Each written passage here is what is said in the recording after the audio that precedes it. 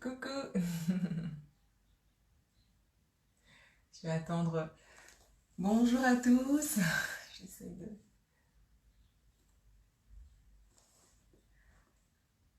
J'espère que vous allez bien. Je vais attendre qu'Alice fasse un signe. Hello, hello. Ah, c'est trop gentil. Merci. Ah, elle est là. Hop. Je savais pas quoi mettre. Voilà, je me dis, Attends, Alice. Coucou Alice.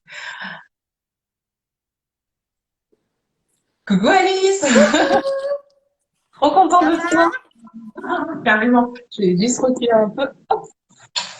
Vas-y, Comment tu vas? remonte un peu ta caméra parce que je vois pas trop Ouais, ton bah visage. ouais. Tu es coupé Attends. un peu.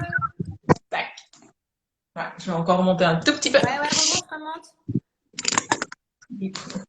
Bah dis donc. Bonjour à tous. C'est trop trop bien. Je vais reculer. Je pense que si je recule, c'est peut-être mieux. Hop, parce que j'ai un grand angle et du coup, c'est pas évident. Ah là, c'est mieux. Ouais, c'est mieux, super.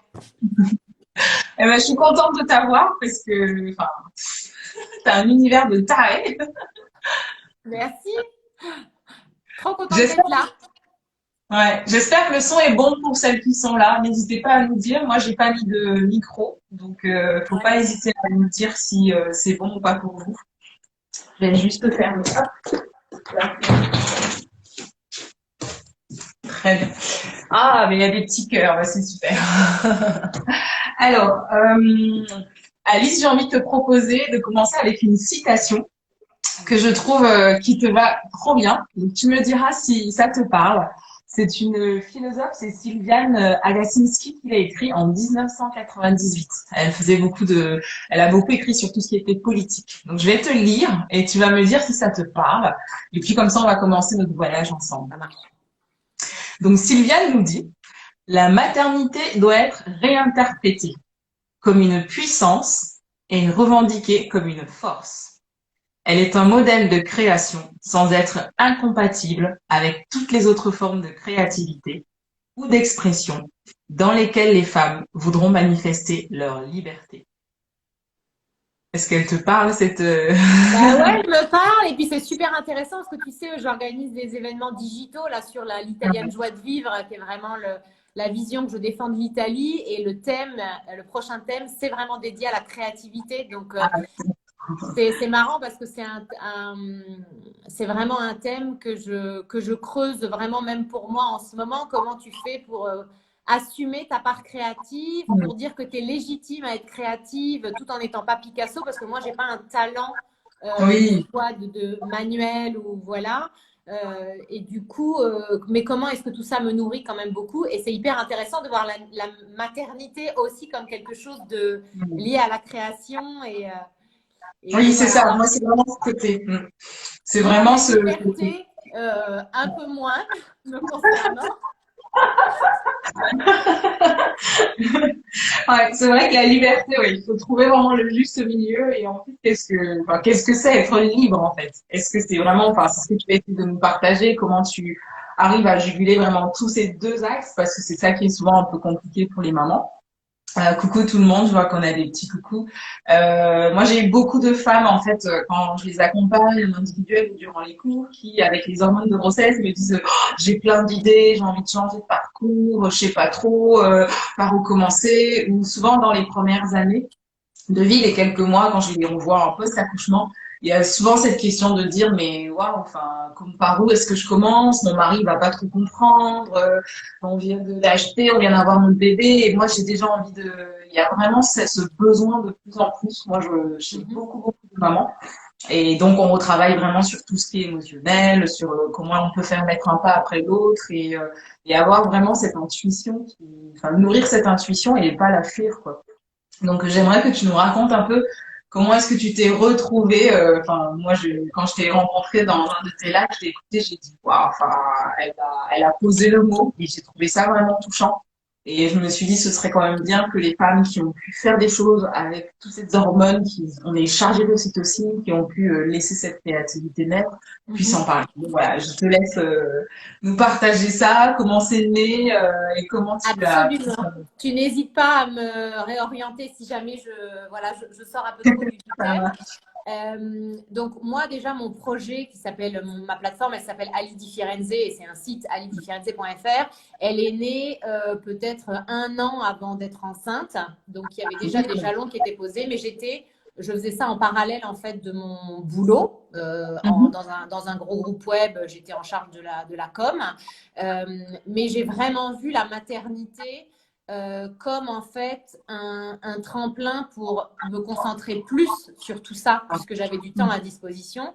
Donc déjà, ça, c'est un point de départ, c'est que moi, j'ai jamais vraiment eu de congé maternité à proprement parler, puisque j'ai toujours vraiment beaucoup utilisé ce temps comme un temps disponible, si ce n'est que je me suis quand même rendu compte que le dernier mois de ma grossesse, je suis inutile dans le sens que mon cerveau malgré moi, ne fonctionne plus. C'est foutu, quoi. Je fais n'importe quoi, mais je m'en suis rendu compte parce que je fais n'importe quoi. J'oublie des choses alors que moi, j'oublie jamais rien. Enfin, voilà. Donc, je sais qu'il faut que je me préserve quand même. Voilà. Pour la deuxième grossesse, tu vois, je l'avais appris de la première. Le dernier mois, je me suis laissée vraiment larver parce que j'en avais besoin. Et c'est vrai que j'ai pas eu l'impression d'être beaucoup plus créative pendant la maternité qu'avant parce que je pense que je suis déjà dans une situation. Donc c'était plus le fait d'avoir voilà un espace-temps nouveau à disposition pour me concentrer un peu sur tout ça. Ce qui a été hyper difficile pour moi, c'est que j'avais très envie d'avoir un enfant, j'ai eu de la chance de tomber enceinte tout de suite, donc c'est déjà une chance. Mais c'est vrai que j'étais pas du tout prête en fait. J'avais réfléchi à rien en fait quand j'y réfléchis maintenant. Je savais pas quel effort ça allait me demander, quelle part de moi j'allais devoir donner. À quel point est-ce que finalement tout le travail que j'avais fait, un peu de construction personnelle, puisque j'étais passée par un divorce, j'étais en train de changer de travail, donc j'étais quand même lancée sur quelque chose où j'étais quand même en introspection quand même de manière un peu… Donc tu as divorcé et après tu as fait ta plateforme était déjà en marche quand tu as divorcé ou ça s'est fait divorce? Non, je l'ai créée au moment où justement j'étais un peu, j'avais besoin d'un projet pour moi. Donc ça s'est fait comme ça. Et du coup, quand Léoné est arrivé, déjà on a eu un accouchement très difficile et pas mal de soucis derrière. Donc c'était pas zen. Non. Moi j'étais traumatisée. Enfin, je suis beaucoup plus traumatisée maintenant de ce qui s'est passé que sur le moment parce que j'ai mis beaucoup de temps à processer tout ça. Mais du coup, après je me suis retrouvée à la maison. J'avais envie de faire tout ce que j'avais prévu de faire, en fait. Et j'étais restée dans mon mental de ma lancée. Et là, ça marchait. Ben, pas du tout. comme j'en avais envie. Et puis, le premier, il est né au mois de mai. Donc, le premier été, moi, on m'a mis à la mer avec mon enfant pendant un mois. Donc, en fait, on m'a un peu mis à l'italienne, enfin, où les mamans sont très, très dédiées, tu vois, aux enfants. On m'a mis dans un schéma et j'ai mis beaucoup de temps à me rendre compte qu'il y avait d'autres schémas qui existaient, que j'avais le droit de ne pas avoir envie d'être dans une certaine, tu vois, dans un moule dans lequel on était en train de tu as accouché en Italie. Et donc, Alice, tu as accouché en Italie. La naissance de ton premier, c'était en Italie. D'accord, ok. Tu étais déjà là-bas. D'accord. Et du coup, donc c'est vrai que les premiers mois, voilà, moi je me rappelle être en vacances au mois d'août et trépigner à l'idée de rentrer à Florence pour pouvoir écrire le guide de voyage qu'on m'avait commandé, lancer mon e-shop. Voilà, j'avais besoin d'un équilibre qui est arrivé un petit peu après. Et puis ensuite, en plus, j'ai fugué vraiment dans ma première fugue, elle est à ce moment-là. Voilà, ce qui m'a aidé d'une certaine manière, c'est bête, c'est un détail, mais pour moi, ça m'avait fait vraiment du bien. C'est que je me rappelle que quand je suis rentrée mi-août à la maison, avec mon mari, on avait pris le temps de m'organiser un bureau qui était dans la maison. Je n'avais pas de pièce dédiée, tu vois, mais j'avais un joli bureau, j'avais fait mon mood board.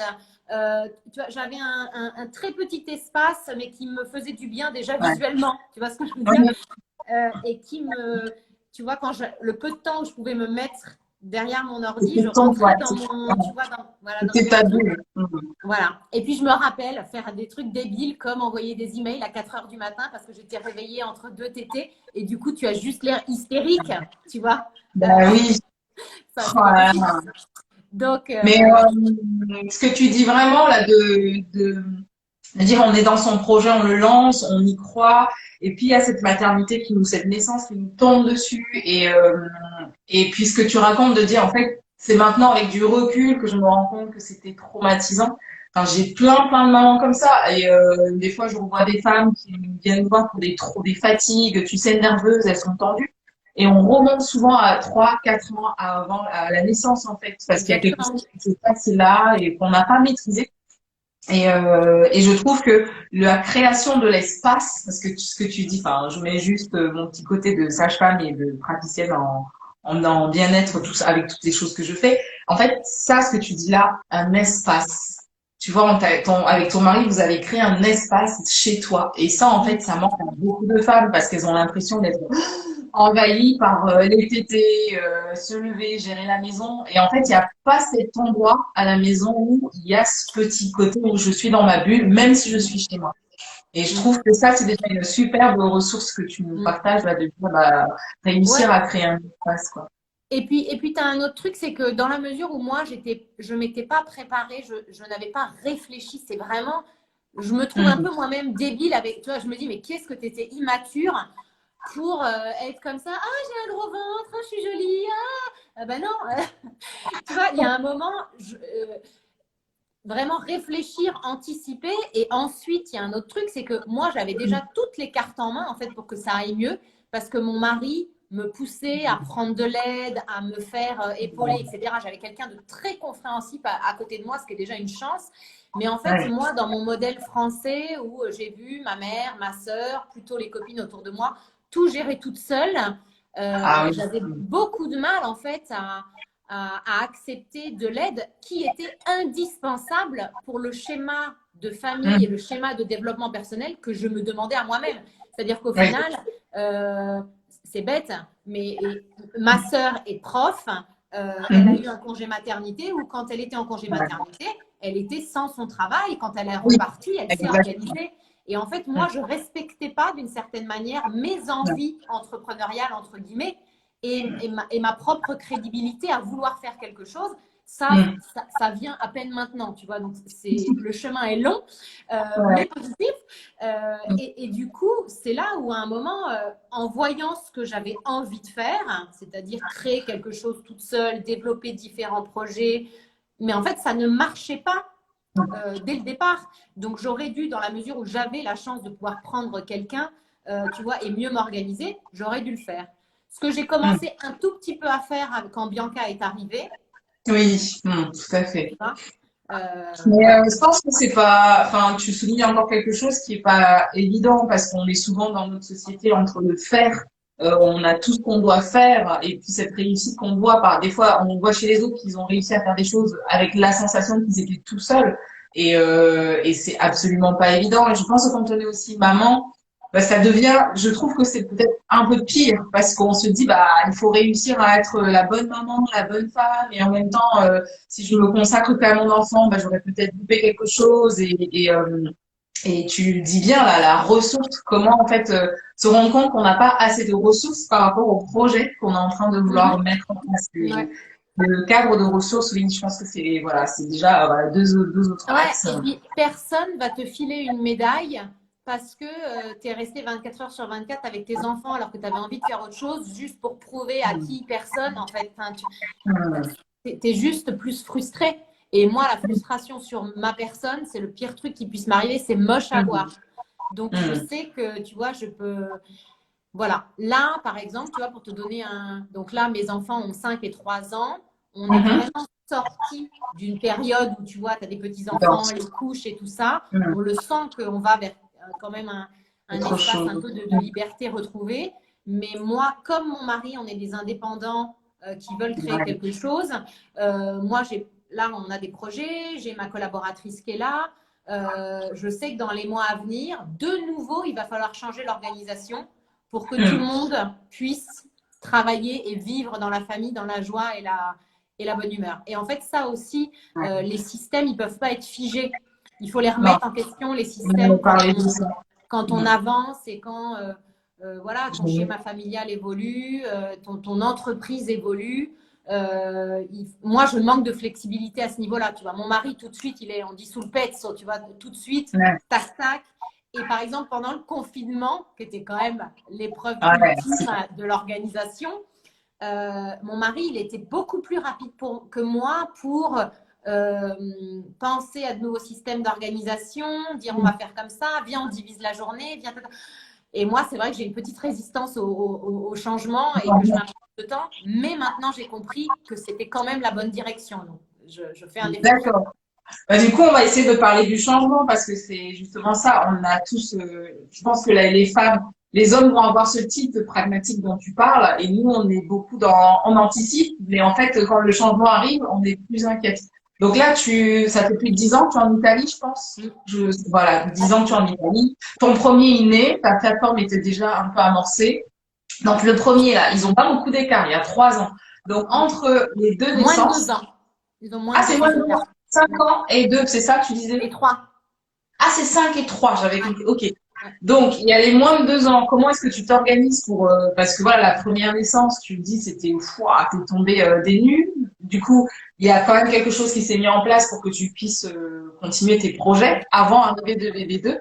Donc, qu'est-ce qui s'est passé entre deux? Comment tu as réussi à remonter, tu vois, de cette période où tu disais... donc, il y a eu l'espace que ton mari a réorganisé avec toi.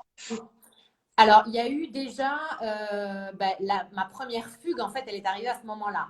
La fugue, c'est le fait que moi, j'ai besoin, il y a un moment, je m'entends plus réfléchir, j'ai plus d'objectifs pour moi-même, je suis complètement perdue dans mon propre quotidien et j'ai besoin, en fait, d'aller me retrouver moi toute seule pour juste me réappartenir à moi-même et ne pas être tu vois, avec ce cordon ombilical qui est encore, tu vois, totalement lié 24 heures sur 24 avec l'enfant. Et en fait, moi, ma première fugue, elle a été liée, en fait, quand je suis sortie de la maternité pour Léoné, j'ai reçu un mail d'une maison d'édition qui m'a demandé d'écrire mon premier guide de voyage, tu vois, que j'ai signé sur Venise. Et donc, je suis partie 4 jours à Venise au mois d'août. Donc, Léoné, il avait 3 mois, toute seule, pour mon guide. Donc, voilà. Mais cette parenthèse, en fait, toute seule, elle m'a fait un bien qui m'a tenue avec une énergie sur des mois. Pas des petites semaines, pas des mois. Parce qu'en fait, je me suis réapproprié déjà mon corps, j'ai marché, j'ai fait des choses, j'ai rencontré des adultes, j'ai discuté. J'ai arrêté de penser à ce qui moulinait dans ma tête en permanence parce que j'étais portée sur autre chose. J'ai changé mon cadre de manière assez drastique parce que Venise, c'est quand même extraordinaire. Et voilà, les bénéfices que j'ai sentis de ce moment à moi, ils ont été vraiment très longs. Et dès que je suis rentrée à la maison, là, il y avait une babysitter qui venait tous les matins. D'accord. Donc, moi, j'écrivais mon guide le matin quand elle était là. Et comme j'étais en train d'ouvrir un e-commerce en même temps, l'après-midi, avec Léoné, on était en virée. Je l'ai emmené partout. Le mec, il est allé chez les fournisseurs de truffes, dans les ateliers de cuir. Il a vomi sur tous les tapis. Enfin, il était la totale. Mais en même temps, c'est vrai que je revois les photos et je me dis, mais oui, mais Léoné, il a vraiment suivi à fond ce truc-là. Et je me revois pousser la poussette sur le Vialet à 19h, tu vois, en remontant de nos péripéties. Mais donc, c'était très fatigant parce que faire des choses, tu es quand même plus peinard quand tu restes chez toi et que tu joues avec des cubes que quand tu es en virée et qu'il faut gérer tout cela. Mais mon énergie me permettait de le faire. Mais je m'avoue à moi-même quand même, quelques années après, que c'était sacrément fatigant. Et j'ai fait exactement la même chose avec Bianca. Bianca, que j'allaitais en plus, elle, c'est quand j'organisais des demandes en mariage, donc des événements très particuliers. Et Bianca, elle était dans le porte-bébé, on allait voir les hôtels, on faisait la tournée des Grands-Ducs. Mais bon, au moins pour Léoné, voilà, il y avait ces quelques heures. Il y a eu cette fugue qui t'a permis vraiment de prendre de la distance et pas te perdre dans ça. D'accord. Exactement. Et en fait, j'ai senti que j'avais envie de repartir l'année d'après, donc 1 an pile poil après la première fugue. Je me suis dit, ça me ferait vraiment du bien. Et j'avais une retraite de yoga avec ma prof que j'avais très envie de faire. Et je ne suis pas partie parce que ma belle-mère faisait une fête familiale qui me semblait compliquée de rater. Erreur stratégique majeure, hein, parce qu'en fait, j'étais enceinte de Bianca et je ne le savais pas. Et du coup, j'étais dodue. Il a fallu 2 ans encore pour partir, tu vois. Ah oui! Et ouais. D'accord, ouais. Du coup, t'as pas pu faire ta fugue que tu avais prévue, parce que voilà, la grossesse est bien carrée. Et Ouais. j'aurais mieux fait de la faire parce que derrière, ça a été long. On a acheté la maison au même moment. Donc, en fait, il y a eu un énorme projet de la maison qui était un troisième enfant parce que Ah oui, tout à fait. c'était monstrueux. Et à ce moment-là, c'était assez difficile. De nouveau, avec Bianca, j'avais une babysitter qui était là, Le matin. qui, je crois, partait vers 14h ou 15h, tu vois. Donc, j'avais D'accord. cette tranche-là de tranquillité. Mais là, c'était professionnellement difficile parce que moi, pour poser ma démission et me lancer toute seule, C'est je clair. voulais absolument rester indépendante financièrement. Ça me posait vraiment un problème, tu vois, d'être dépendante de mon mari. Du coup, j'avais trouvé quelques clients. Donc, j'écrivais tout le blog pour Inès de la Fressange Paris quand la marque s'est relancée. Ah, Je génial. faisais des missions ARP. J'avais commencé à travailler avec Gallimard, donc je travaillais, tu vois, pour des maisons d'édition sur le voyage.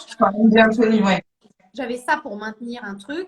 Et puis ensuite, il y a eu la grossesse, des missions qui se sont arrêtées. Et en fait, mon mari m'encourageait à fond pour que je dédie tout mon temps à ma plateforme. Mais D'accord. moi, je manquais encore d'assurance. Il me D'accord. manquait Ouais. une brique, tu vois, qui était vraiment la vision que maintenant j'ai. Mais il me manquait cette brique-là. Et du coup, j'étais pas du tout, le mood n'était pas bon du tout, tu vois. À mon avis, j'étais un petit peu en dépression quand même, tu vois, cette année-là. Même si c'est l'année où, tu sais, c'est toujours dans le rien que le côté créatif de temps en temps ressort. C'est cette année-là où j'ai créé ma web-série Dolce Folia. Tu sais, Ah, cette pilule web sur YouTube qui parle de mon quotidien italien, qui est mon vrai premier petit succès quand même, parce que de tout ce que je faisais, c'est le premier truc où j'ai vraiment eu des retours très positifs, les gens qui me suivaient pour ça. Mais là encore, maxi frustration parce que je pouvais de moins en moins tourner à cause de la maison, des enfants et tout ça. Donc, j'ai été obligée d'arrêter un truc qui fonctionnait. Et alors là, j'en étais malade. d'accord. Là, Ouais, c'était donc tu as compliqué. vraiment eu ces phases où en fait c'est réussir aussi à se dire que on va descendre ou monter et t'en as eu quand même pas mal au final pour arriver Ah à ce ouais, que c'est tu veux. vraiment, c'est les montagnes russes. Mais en fait, il y a deux choses. Je crois que d'un côté, personnellement, c'est une erreur de dire que d'un côté, il y a la vie professionnelle et d'un côté, il y a la vie personnelle. Parce que, en fait, ma vie, c'est les deux. Et j'ai fait un Oui. choix de vie qui fait que les deux sont très entremêlés. Ce qui a aussi énormément d'avantages parce que là, je vais voir mes enfants en une seconde. J'ai travaillé 4 heures ce matin, mais je serai au déjeuner avec eux. Ouais. Donc déjà, cet entre-là, je trouve que c'est un truc en fait que maintenant j'accepte. C'est comme ça. Et c'est à moi, et ça j'arrive à de nouveau un peu mieux le faire depuis une dernière année, à arrêter les montagnes russes qui sont bien souvent quand même beaucoup liées au travail pour trouver une espèce de stabilité émotionnelle qui me permet de traverser mon quotidien de manière quand même beaucoup plus sereine. Voilà, ouais. En fait, c'est J'arrête, justement, ouais, je travaille on plus a, le week-end, tu vois, par ah, exemple. ok, c'est ce que j'allais te demander. Ouais, j'ai besoin maintenant. En fait, c'est parce que maintenant j'en ai besoin. Tu vois, avant, j'avais D'accord. envie de travailler tout le temps. Maintenant, j'ai besoin d'avoir 2 jours où je vais jouer avec mes enfants dans le jardin, je vais préparer à manger avec mon mari et je vais regarder mes cuticules, tu vois. S'il faut travailler, je travaille. Là, l'événement du 20 juin, tu vois, il sera un Oui. samedi. Je suis ravie. Mais c'est vrai que sinon, j'ai besoin maintenant d'avoir des pauses. Et je sais que je travaille bien mieux quand j'ai eu des pauses, plutôt que d'être en flux tendu comme une débile, tu vois, où je m'impose un Ouais, truc. ça a été, Voilà. en fait, tu as vraiment évoqué quelque chose qui est super intéressant. Enfin, la gestion émotionnelle des femmes, parce que c'est vraiment nous, on a déjà notre cycle qui nous emmène dans tous ces états. Et tu as vraiment parlé de ce côté. Il y a une femme qui dit j'ai fugué ma première fugue, ma fille avait 3 mois, et on a cette zone de baby blues où tu vois, on sent qu'on va péter un plomb et on le retrouve dans notre cycle en fait aussi. Et je trouve que ce que tu disais vraiment il y a quelque chose qui est intéressant quand on veut se lancer, c'est déjà les ressources dont tu parlais et les systèmes tout le temps à enfin, accepter, tu l'as dit tout à l'heure, à se dire, mais en fait, non, les deux sont liés.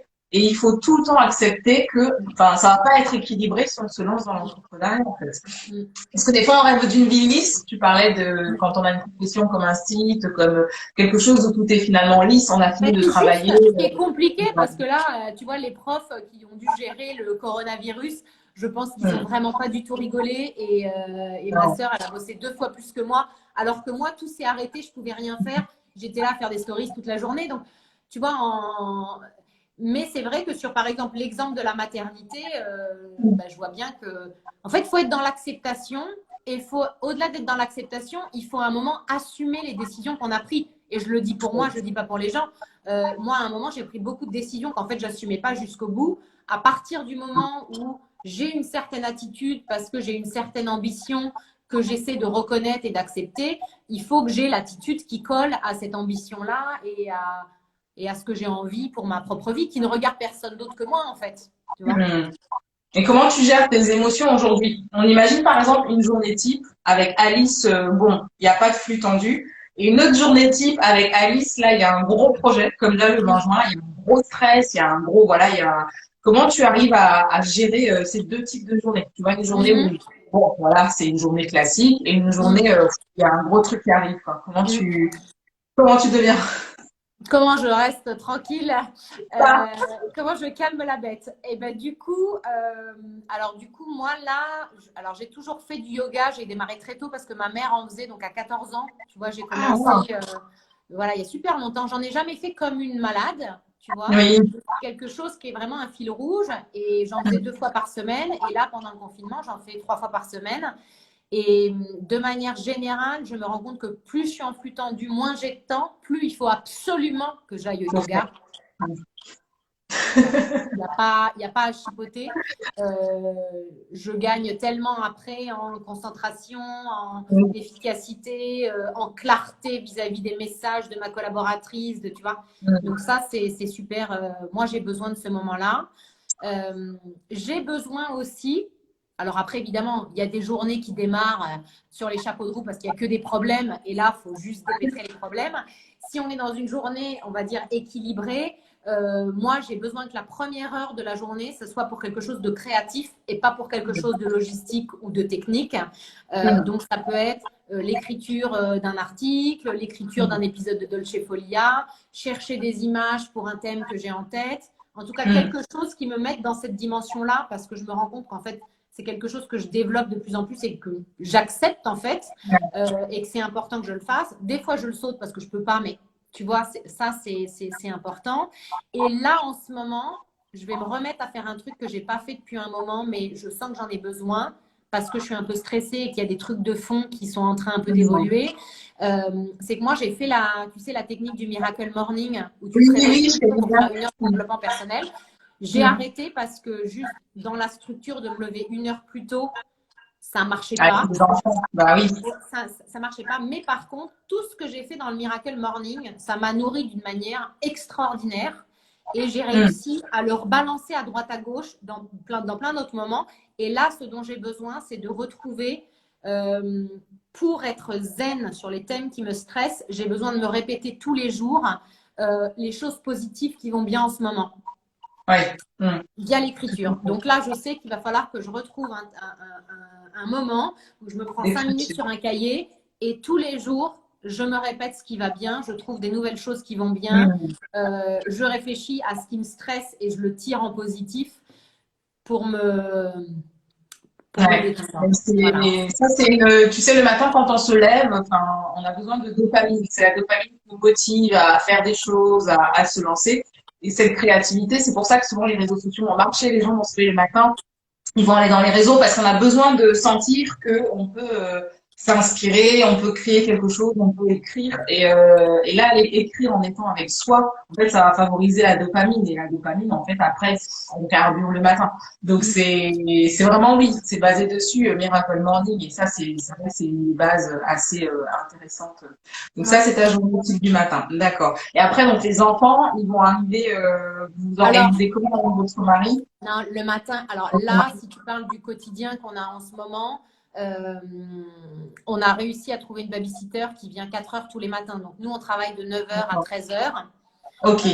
Donc, quand on se réveille, en général, les enfants sont réveillés avant nous et ont appris à jouer tranquillement seuls dans leur chambre. 5 ans, 5 ans d'apprentissage, mais je peux te dire que ce matin, on s'est réveillés avec mon mari. On est allé dans leur chambre, il n'y avait personne. On était là, mais mince, mais qu'est-ce qui s'est passé? Et ils étaient descendus en bas, on les a retrouvés en train de bouquiner, tu vois, comme ça. Ah, ouais. J'étais là, mais c'est du délire. Génial. Là, on était hyper contents. Donc, on a ça. Petit déj en famille que moi, j'aime toujours beaucoup. Et puis après, je les prépare. Mon mari va chercher un babysitter. Tac, on a 4 heures de boulot. On déjeune tous ensemble à midi. Et de 14 à 16, moi, j'ai de nouveau 2 heures parce que c'est mon mari qui travaille. Et moi, j'ai le créneau de 16 à 18. Et puis, je donne les bains. Et puis ensuite, on les fait manger, tout ça. D'accord. Ah ouais, sacré. Mais bon, c'est parce que on est dans cette, tu vois, on est dans cette période-là. Sinon, en général, ils sont à l'école. Moi, je me lève toujours. On se lève plutôt tôt puisqu'on est, on est plutôt levé à 6h45 en temps normal. À 7h30, 7h45, tout le monde est parti de la maison. Donc moi, je prends ma douche, tu vois, et j'attaque. Ouais. Et j'attaque par cette heure créative, tu vois, avant d'attaquer dans le dur. Et donc ton mari, il travaille aussi, c'est toi qui travailles à la maison, lui il travaille aussi à la maison ou vous n'avez pas Lui, il travaille à la maison depuis pas très longtemps, donc là on est vraiment tous on-site, tu vois, c'est folklore. Moi j'ai eu un peu de mal à l'accepter ce truc-là parce que moi j'ai besoin qu'on me foute la paix, j'ai besoin d'être peinard, j'ai besoin d'être toute seule, c'est important. Et puis en fait j'ai besoin d'être toute seule pour être contente de retrouver tout le monde, tu vois. Donc quand j'ai tout le monde en permanence, je respire pas. Mais le confinement, pour moi, ça s'est super bien passé et d'ailleurs, on ne pouvait pas se plaindre, on avait une grande maison, un jardin. On n'avait plus de boulot parce que toutes les fugues étaient annulées, tout était, voilà. Mais du coup, j'ai pris ce temps avec les enfants que j'avais finalement pas trop pris, tu vois, dans les congés maternité. Là, j'ai vraiment eu l'impression d'en profiter, mais à 1000%. C'était super bien. Et du coup, quand tu as une journée stressante, même type là, même s'il n'y a pas il y a pas le confinement, tu fais comment? Parce que là, ta collaboratrice, tu as senti que tu avais besoin d'aide, donc elle est arrivée parce que tu étais en train de faire alors, ça s'est jamais vraiment fait comme ça parce que mon premier collaborateur, Guillaume, il est venu parce que c'est lui qui m'a contacté. Et en gros, c'est lui qui est rentré, qui s'est incrusté dans le truc et c'était trop bien parce que j'aurais jamais eu le courage de prendre quelqu'un. Jamais. Ah oui. Ah ouais, donc la démarche de te dire j'ai besoin d'aide, tu l'as pas, elle n'est pas née de toi en fait. Parce que, encore une fois, mon projet des fugues italiennes, qui sont donc le fait que j'embarque 10 femmes qui ne se connaissent pas, qui voyagent seules en Italie dans des destinations que j'adore. Et l'idée, c'est vraiment de se retrouver, d'avoir des ateliers créatifs sur le corps pour vraiment passer du temps voilà, à réfléchir sur soi, à ces questions et à échanger surtout entre femmes. Ce projet-là, il est arrivé quelques mois après que Guillaume soit arrivé. Et du coup, quand Guillaume est arrivé, j'étais là, mais qu'est-ce que tu vas faire? Qu'est-ce qui t'attire dans mon projet? Parce que là, même moi, tu vois, j'ai envie de partir, quoi. Incroyable. Mais Guillaume, il a lancé un truc qui fait qu'après, quand tu es deux et que tu as du boulot pour deux, jamais tu retournes en arrière. Et Émilie, elle s'est additionnée voilà, une année après. Guillaume est parti, Émilie est restée. Et là, voilà, c'est indispensable. D'accord. Ah ouais, donc c'est ce qui est en plus génial, c'est que réussir à accueillir les ressources qui arrivent, parce que là, tu avais la ressource de ton mari, il a été vraiment aidant pour toi. Et après, tu as une nouvelle ressource qui est arrivée, tu t'es facilement adapté. Je pense que c'est quand tu parlais des systèmes qui ne se figent pas. En fait, dans notre vie de femme, c'est réussir à se dire, en fait, rien n'est figé.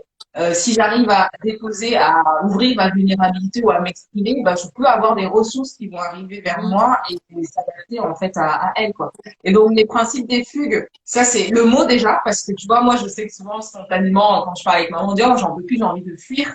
Mais je trouve que fuguer c'est tellement ça, c'est pas je fuis pour parce que quand on dit je veux fuir, c'est qu'on n'a plus envie de ça, alors que fuguer c'est plutôt bon, je prends de la distance. Donc ça arrive quand donc Guillaume arrive. Et toi, tu étais partie dans le concours, pourquoi? En fait, non, mais c'est très intéressant ce que tu dis parce que par exemple, ce mot fuite, moi, jamais je l'utilise. Ça fait pas partie de mon vocabulaire. Jamais je l'ai associé à la fugue.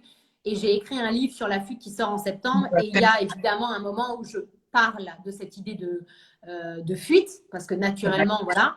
Pour moi, la fugue, c'est vraiment l'idée de t'extraire de ton quotidien, que ce soit avec moi dans les fugues italiennes ou bien sûr que les gens fuguent tout seuls de leur côté. C'est l'extraction du quotidien, en fait, pour mieux y revenir. C'est-à-dire que ton quotidien, tu sais que ça nécessite des ajustements très petits, immenses. C'est-à-dire qu'on va de allez, ok, je prends une babysitter, à ok, je change de travail, à ok, je divorce. Moi, j'en sais rien, tu vois. Mais l'idée, c'est de retourner dans une vie dans laquelle on a repris confiance en soi, on a repris confiance dans ses objectifs. En fait, on a clarifié la vision qu'on voulait sur sa vie, ses ambitions. On continue peut-être d'y réfléchir, bien sûr, après, mais en tout cas, tu vois, on est reparti sur une lancée. On a créé un espace, quoi. Voilà, et en fait, on retourne dans sa vie. Voilà, c'est pas une vie en général que les gens détestent, ou tu vois, où il y a. Voilà. Mais non, et pour revenir à ce que tu disais tout à l'heure, où tu me demandais quand je suis stressée, comment est-ce que. Voilà. J'avais pensé, parce qu'évidemment, c'est très lié à ce que je fais aussi en fugue. Nous, on a choisi une maison à la campagne. C'est aussi pour être en connexion avec la nature. C'est le truc le plus galvaudé que je puisse dire, mais en même temps, c'est le truc qui me fait le plus de bien. C'est-à-dire que là, la semaine dernière, il y avait un jour qui était férié en Italie. On a sorti notre matos Décathlon et on est parti faire un trekking dans le Chianti avec les enfants. Bah, j'ai vu les photos, c'est vrai. T'as ton cerveau tu vois, qui se branche sur une autre fréquence, quoi. Il y a pas à chipoter. Donc, moi, j'aime aller chercher de plus en plus en vacances, dans mon quotidien, j'ai besoin de ce truc-là. Si ça va pas, si je suis vraiment au bout de la roulette, mon mari va faire manger les enfants et moi, je pars avec le chien faire le tour du pâté de maison juste pour m'aérer, tu vois, et voilà. Et après, il y a les trucs qui fonctionnent à tous les coups, la carbonara de mon mari et prendre un bain, tout simplement. Et c'est ça, c'est pour ça que je me disais, c'est quoi tes, bah oui, donc revenir à des, tu vois, là tu parles des 5 sens, on retrouve ça vraiment dans le yoga, pratyahara, ils disent vraiment travailler sur le retrait des sens, parce qu'on a tous en fait un sens qui va nous réconforter, tu vois, et un sens qui va nous permettre de vraiment être dans cette bouffée d'oxygène. Là, tu vois, tu parles de la vue, tu parles vraiment du goût aussi, et donc d'aller recréer les plaisirs, je pense que c'est vraiment un truc hyper touchant. Tu parlais de yoga. Est-ce que tu as une posture de yoga préférée? Alors, je t'avoue que j'en ai, mais moi, je suis très, très fan des postures d'équilibre. Parce que je trouve que l'équilibre, en fait, je pensais à l'équilibre d'une certaine manière et en fait, je me suis trompée parce que c'est en redevenant plus puissante et plus forte et plus en muscle que je réussis à tenir mes postures d'équilibre. Ça n'a rien à voir avec est-ce que j'ai de l'équilibre ou pas. C'est pas ça la question. C'est qu'à partir du moment où je me suis recentrée, j'étais un arbre à l'intérieur, tout simplement. J'ai plus jamais bougé d'un millimètre, tu vois. L'équilibre, il n'y avait plus de. Et donc, c'est vraiment un truc du mental et de la force et des abdos que j'ai réussi à récupérer après une césarienne. Enfin, tu vois, c'est tous des trucs qui sont, voilà. Donc, les postures d'équilibre. D'accord, mais elles travaillent justement sur notre cerveau. Elles nous font quitter de notre cerveau préfrontal. Tu sais, celui qui est trop dans le fait pour aller de l'autre côté. Et moi, je sais que quelque chose, parce que je pratiquais déjà aussi le yoga avant. Je courais beaucoup. J'ai pratiqué le yoga pour m'étirer après les courses à pied. Et ensuite, j'ai fait une menace d'accouchement prématuré. J'étais dégoûtée parce que je pouvais plus courir, faire du sport. Et la pratique du yoga a changé parce que j'étais souvent beaucoup couchée. Et après, j'ai mes maladies chroniques qui sont arrivées parce que la grossesse, elles sont déjà là. On a des gènes, en fait, de maladies chroniques. Et la grossesse a juste fait basculer tout ça. Et ma pratique de yoga a encore changé. Et je sais qu'aujourd'hui, toute cette évolution-là m'a permis de me dire, mince, je suis en train de faire plein de choses parce que j'ai toujours voulu faire plein de choses. Et là, quand tu as toutes tes maladies qui arrivent, tu fais mince, mais je vais faire comment? J'ai la santé en moins. Puis tu vois les autres qui pilulent leurs trucs, qui ont plein d'idées, et en fait, ils sont beaucoup frustrés et à plus pouvoir. Et moi, j'appelais pas ça fuguer. Je me disais souvent, je vais prendre l'air, je pars quelque chose, faut que je parte, faut que je parte. Et je suis souvent partie. Et souvent, les gens étaient inquiets, elle est mince, enfin, elle part, c'est compliqué. En plus, j'embarquais mon fils des fois avec moi, tu vois, dans un endroit complètement à faire des retraites de silence. Et je retrouve vraiment cette notion de création d'espace que tu dis, de revoir, de laisser le mental avoir un schéma d'espace, de revoir autre chose et de revenir et de me dire, mais Nina, ok, tu es malade, mais en fait, ta première entreprise, il faut que ce soit ton corps, ton âme, ton être, parce que tu n'auras pas l'énergie comme tout le monde et si tu commences à la négliger, tu vas pas t'en sortir. Et je retrouve, tu vois, ça fait vraiment plaisir de t'écouter parce que je retrouve vraiment toutes les petites choses, ces petites montagnes russes dont tu parles, puis ce côté de dire ah ça va pas, et puis après tu fais ça à cause de la maladie, mais en fait non, c'est juste qu'il faut accepter qu'on s'adapte tout le temps, trouver des repères et moi en yoga oui j'adore chaturanga, je sais pas si tu connais, c'est la posture où on a planche et on se pose là, on est sur ses orteils et les mains comme ça, le corps et je trouve qu'il y a un engagement, comme tu disais, là, sentir cette force qui nous recentre et se dire, mais en fait, mon corps, il est là, tu vois, il n'y a pas à fuir, je reviens dans mon corps et après, hop, l'idée se positionne et j'utilise les ressources que j'ai, quoi. Donc, je trouve ça super, super intéressant. Et puis même par rapport à ce que tu vois, à ce que tu dis, et puis toutes les fugueuses que moi, avec qui j'ai été en contact, je crois que c'est très important aussi quand il y a des changements ou quand ça va pas, il faut être capable de demander de l'aide.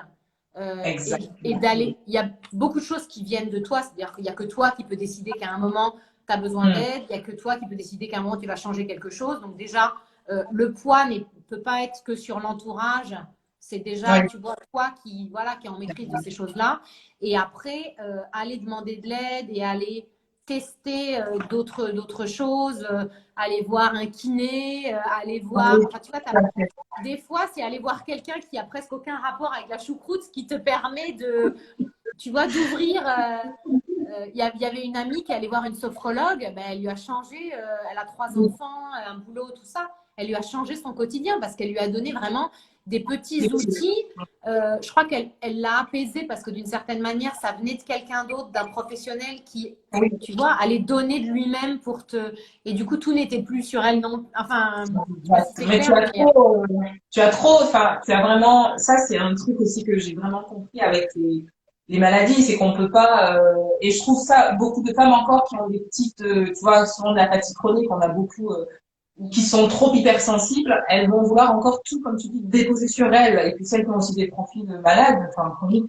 Et c'est vraiment, enfin, tu as trop raison, c'est le cadre de soins. Moi, je sais que dès que je commence un peu à, allez, le cadre de soins, hop, je remets mes petits trucs, je m'évade et tu vois, c'est trop touchant parce qu'on retrouve enfin, tout ce qu'on est en train d'échanger, que ce soit pour une personne en bonne santé, que ce soit pour une personne qui est un peu fragile, qui divorce, parce que pareil, c'est un divorce. Mais l'état d'esprit dans lequel on est, bah, en fait, va faire que tout notre cheminement, en posant vraiment l'aide, moi j'ai appris à demander l'aide. Parce qu'avant, je ne savais pas demander l'aide. Et quand les maladies sont arrivées, je me suis créé un agenda avec le travail de tous mes amis, les enfants qu'ils avaient, les horaires auxquels ils terminaient. Et quand je demandais à quelqu'un, quand je spécialisais quelque chose, bah, il me le faisait parce que c'était dans son trajet, et utiliser les ressources, oui, c'est vraiment quelque chose qui est pas important. Donc, qu'est-ce que tu fais dans la fugue avec les femmes que tu accompagnes? Elles viennent, enfin, c'est quel profil? Est-ce que Alors, tout le monde il n'y a pas du tout de profil type, et ça, c'est un peu la beauté de l'exercice. Et c'est ce qui m'a le plus surpris quand j'ai lancé le projet, c'est que moi, j'avais mon propre exemple, 35 ans, 2 enfants, changement professionnel, mais en fait, ça peut toucher, enfin, tu vois, les fugueuses, elles vont de 25 à 65 ans, tu vois, du benchmark que j'ai pour l'instant, avec et sans enfants, grosse carrière, à la maison, pas de, tu vois, tout profil. Donc ça, c'est déjà ultra nourrissant parce que entre nous, le fait d'échanger avec des profils qui est pas ton propre reflet, bah, c'est comme ça que tu vois d'autres solutions, que tu acceptes d'autres points de vue. De temps en temps, c'est bien souvent, tu peux être illuminé par un inconnu qui va te dire quelque chose parce qu'il va te le dire d'une certaine manière. Il n'y a aucune arrière-pensée, il n'y a que de la bienveillance, il n'y a pas de jugement. Alors que si c'est ton mari ou ta mère qui te répète tout le temps la même chose, tu ne peux pas écouter ces messages-là. Tu vois, donc il y a aussi le message au bon moment avec, voilà, avec la bonne personne. Et c'est vrai que la richesse de la fugue, c'est avant tout ça. Elles sont en Italie, elles sont à ma sauce, mais la force numéro 1, c'est vraiment le fait d'être capable de fédérer un groupe, faire que la sauce prenne. Et après, donc c'est en général, c'est 3 jours. D'accord, c'est bien. Trois ateliers. 3 jours, l'idée, c'est que tu tu aies besoin de prendre un vendredi, mais pas plus, parce qu'on est Pas quand plus, même un peu busy. Le programme, il est en même temps très dense parce qu'on fait 1 milliard de trucs et tu rentres la tête farcie de souvenirs, ouais. mais en Mais même tu as temps coupé. le plus fluide possible pour que tu ne sois pas fatigué parce que moi, je vais aller te voilà. Et après, c'est moi qui t'embarque dans une espèce d'aventure où tu sais à peu près ce qu'on va faire, mais en fait, dans la réalité, tu sais rien de où on va faire les choses, comment est-ce qu'on va les faire. Parce que l'effet de surprise, pour moi, est très, très important. Je trouve que ça fait des souvenirs qui sont associés à des émotions et qui vont faire qu'on n'oublie pas ce qu'on a fait pendant la fugue. Et après chaque moment de discussion ou d'échange ou d'atelier créatif, c'est vraiment, moi je les appelle les interrupteurs à émotion parce que je sais qu'il va se passer quelque chose, parce que je sais l'interlocuteur que j'ai fait rentrer dans le groupe, ou je sais que ce thème va forcément faire réfléchir, mais je ne sais pas qui va réagir comment. Oui. Parce que ça, c'est plus de mon côté, c'est du côté des fugueuses. Moi, mon job, c'est de faire que le groupe prenne, que l'état d'esprit soit le bon, qu'on traverse tout ça de manière le plus naturelle possible et d'apporter le maximum de choses pour enrichir en fait la discussion et ce qui va se passer dans ta tête. Après, il y a des fugueuses qui, le soir même, elles sont encore à l'aéroport, elles sont déjà en train de m'écrire un pavé sur WhatsApp pour me dire, tu vois, voilà. Il y en a qui vont m'écrire la semaine d'après, mais il y en a qui vont aussi m'écrire des mois après et qui ne m'avaient pas écrit avant pour me dire j'ai eu besoin de ce temps-là pour digérer ce qui s'était passé, pour comprendre les choses que ça avait provoqué. Et voilà, donc chacune est sur un chemin personnel. Elles viennent faire un pit stop en fugue, tu vois, pour voilà, avoir un angle peut-être de réflexion différent ou se faire surprendre pour pouvoir réfléchir différemment. Et chacune repart dans sa vie nourrie aussi d'une communauté de femmes parce que tout le monde reste évidemment en contact parce que tu vis des choses trop fortes, tu ne peux pas te repartir dans ta vie et oublier. Donc cet aspect-là est quand même super agréable. Et puis ensuite, continuer à réfléchir, peut-être fuguer toute seule, tu vois, au prochain coup, peut-être refuguer avec moi, mais tu vois, tout est possible. D'accord. Et donc ça, tu en organises combien par an? Tu arrives à en Alors, faire l'année plusieurs? dernière, qui était la première année, j'en ai fait 4. Cette année, Ah j'étais ouais, censée quand en même. faire 7. Mais évidemment, avec le virus, là, il y en a 3 qui ont été annulés. Donc, la prochaine, c'est en septembre. On fait septembre, octobre, novembre. Et on va peut-être, on avait un autre thème qu'on avait envie de faire, mais je pense qu'on va se lancer. On le fera en décembre. D'accord. Et donc là, du coup, l'organisation familiale, adaptation encore va changer puisque tu vas partir et que tu n'auras pas tes enfants à gérer. Bah après, Et donc, ton mari- techniquement, et là encore, tu vois, c'est très important ce que tu dis parce que j'avais 2 choix. Qu'est-ce que je Mhm. fais? Est-ce que je fais des fugues à Florence en Toscane? Est-ce que je fais des fugues worldwide? Est-ce que je fais des fugues à Turin en Sicile et en fait, il y a un moment, il y a 2 choses qui rentrent en compte. Le fait que moi, j'ai envie de raconter des histoires qui soient super personnelles. Donc, si je vais Mhm. dans une ville dans laquelle j'ai pas vraiment mis les pieds ou du moins Ouais. j'ai pas un fil à raconter et à tirer, ça m'intéresse pas. Et puis, il y en a Ouais, d'autres qui vont peut-être faire des fugues là-bas ou d'autres qui organisent des voyages. Mais moi, ça me. Voilà. Et puis, en Toscane, ça fait 10 ans que j'y suis, 10 ans que j'écris sur la Toscane. Donc, j'ai énormément de thèmes et de choses complètement différentes à faire découvrir. Et puis, de l'autre côté, en fait, j'ai aussi une vie de famille qui doit oui. doit pas trop souffrir de ça.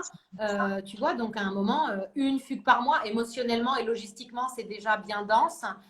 C'est clair. Si elle est en Toscane, ça me permet de gérer les choses aussi le plus facilement possible. Peut-être que quand mes enfants auront, je ne sais pas moi, 10 ans, Oui, c'est pas et pareil. que j'aurai le temps d'aller voyager 3 fois en Sicile pour repérer des lieux pour ensuite la faire, ben venga, tu vois, je serais ravie de le faire. Ouais. Mais je crois qu'il faut être aussi, là encore, maximum de flexibilité. Là, il se passe quelque chose et qui évoluera peut-être après. D'accord. Et est-ce que tu peux nous faire un peu, est-ce que la mama, tu sais, le concept de la mama italienne, de la femme qui est là, elle n'a pas besoin de parler, que tu sais déjà que là, il faut faire attention, il faut pas la chercher, ou tu sais, cette prestance, ce charisme-là, est-ce que ça existe encore en Italie? Est-ce que toi qui te balades, est-ce que tu vois encore ces mamas là qui sont toutes chaleureuses et en même temps, enfin, est-ce que ça existe encore? Alors, j'ai l'impression que quand tu la décris, c'est une maman qui a 70 ans et qui fait des pâtes fraîches sur le pas de porte. Nina. Dis-moi, je sais pas, Moi, j'adore Florence. Je suis allée, j'aime bien l'Italie, Milan, tout ça. Mais je me demande si ça existe encore ça, tu vois. Ben, de toute manière, la femme italienne est toujours une femme italienne à son paroxysme, parce que de toute manière, tout le monde Ouais. fait les choses à 1000% en Italie. On n'en fait jamais trop. Donc, que ce soit ton rapport à la famille, ton rapport au travail, la Ouais. façon dont tu te présentes au monde, tu vois. J'ai fait pas mal de live un peu pour creuser ces thèmes-là pendant le confinement. Et il y a quelqu'un avec qui voilà, j'avais trouvé que c'était vraiment intéressant, c'était de se dire que l'italienne, déjà, dans sa sophistication, dans son élégance, dans son amour du beau, elle fait ce travail pour que tu n'aies pas l'impression que ça lui est coûté. C'est-à-dire qu'elle cache la Ouais. phase de préparation, contrairement par exemple à une américaine, tu vois, qui va Oui, montrer qu'elle a fait 7 heures de sport à 5 heures du matin. Cliché, encore une fois, tout le monde n'est pas comme ça, mais tu vois un peu oui, tout à fait, truc. je comprends. Donc tu as ce truc-là. Et puis, oui, là, ma belle-mère qui en même temps a plein de qualités qui font qu'elle n'est pas, c'est pas une belle-mère italienne lourde comme d'autres de mes amis peuvent avoir. Elle est en même temps elle-même italienne à 75 000 parce que dans son attitude vis-à-vis de son art de vivre, du partage, de comment est-ce qu'elle reçoit. Moi, j'ai l'air d'une sauvage à côté, tu vois. Enfin, c'est un truc de dingue. Et là, on va publier un article cette semaine qui s'appelle tout ce que m'a appris ma belle-mère, Ah, génial. tu vois, et qui est vraiment là-dessus sur le. Et tu sais, j'avais cette idée d'article, puis du coup, j'ai commencé à écrire, et puis du coup, j'étais là, je me suis dit, mais dis donc, il y a vachement de trucs, parce que sur ouais, la façon de tenir une maison, Tout à fait. tu vois, d'être dans, voilà. Quelque chose de très chaleureux malgré sa sophistication, malgré ses goûts, malgré voilà, d'être quand même extrêmement chaleureuse dans le fait de, je sais pas, d'accueillir ma famille française, elle d'aller en France avec mes cousins et d'être capable de faire des pâtes. Enfin, tu vois, il y a un truc. Ouais. Donc les Italiennes, Nina, sont toujours très italiennes. Ça n'a pas changé. Est-ce que tu veux nous faire un personnage? Moi, je les adore. Ça me fait trop rire. Enfin, j'ai adoré quand tu as fait là le confinement, tu sais, qui allait chercher la viande chez tel boucher, qui Oui, était là, tu te dis mais le délire. Et puis c'était, enfin, on a encore ça, même si on sait pas trop si c'est cliché, si ça existe. Mais moi j'adore. Donc, est-ce que tu peux nous faire une maman, enfin une italienne, une maman italienne, sortie d'école, je sais pas, quelque chose qui te parle? alors attends, parce que la maman sortie d'école, son gros problème, ça va être évidemment la gestion du goûter. Parce que tu vois, ma amore, ma fa caldo, ma fa freddo, mangia qualcosa, ma mangia di più, ma prendine un'altra di schiacciatina. Dai, dai, dai, amore, saremo in ritardo. Tu as un truc de la surenchère où il va faire trop chaud, il va faire trop froid, il a mangé, mais il n'a pas assez mangé, mais attends, enlève ton gilet, remets ton gilet. Mais calme-toi! Épuisant, épuisant. Mais du coup, tu parles quand même vachement bien, parce que des fois, tu prends enfin, je trouve que tu as trouvé, t'as le ton aussi dans les sketchs, enfin, tu t'es Ben ça, vachement c'est un intelligent. truc qui vient. Tu vois, moi, j'ai jamais travaillé mon accent parce que je me suis dit, je vais déjà apprendre la grammaire, je vais déjà réussir tu Ouais. vois, à parler convenablement, puis ensuite on verra quand l'accent vient. Donc, je pense que l'accent, ça fait quand même 10 ans que je suis là, il est arrivé au fur et à mesure. Et après, sur la cadence, ce qui est rigolo, c'est que tu sais, la langue, c'est vraiment des paliers. Tu passes des paliers. Pendant très longtemps, tu peux rester sur un même palier et ensuite, clac, tu sautes de palier parce que tu vois, il y a un déclic. Et il y a eu un moment où dans mon apprentissage, il y avait tu sais, des phrases idiomatiques et des choses que, Oui. à partir du moment où tu l'as identifié, tu l'entends tout le temps. Tu te rends compte Ouais. comment les gens l'utilisent. Et toi-même, un jour, tu te lances et tu l'utilises au bon moment, avec le bon rythme. Et c'est parti, quoi. Tu vois et ça, je pense que ça aide. Mais bon, je suis sur place, je parle italien tous les jours, tu vois, c'est plus facile. D'accord. Et donc là-bas, les accompagnements pour les mamans quand elles accouchent, elles restent. Est-ce qu'il y a ce congé maternité qu'on retrouve en France? Est-ce qu'il y a cet accompagnement familial? Est-ce que Ne me lance pas sur le sujet. C'est le sujet d'un autre live. Alors moi, je suis rentrée dans un cours, tu vois, pré-mama organisé avec une sage-femme. Je suis rentrée, je suis ressortie parce D'accord. que c'était pas du tout la vibe que j'avais envie d'avoir.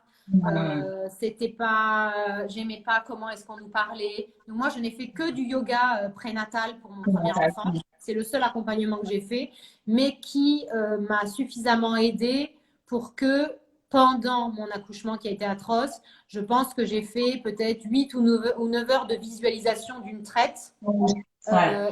qui n'était, je pense, vraiment, qui était très, très liée à ce que j'avais fait au yoga et qui a été vraiment salvateur. Il n'y a pas vraiment de rééducation après. Ma rééducation, je l'ai faite avec les sages-femmes en France. C'est pas… Voilà. Et toute l'attitude du corps médical vis-à-vis des femmes, moi, je suis contre à 100% la façon dont j'ai été traitée pour les 2 grossesses. Ouais, d'accord. Donc, c'est vraiment, il y a une différence.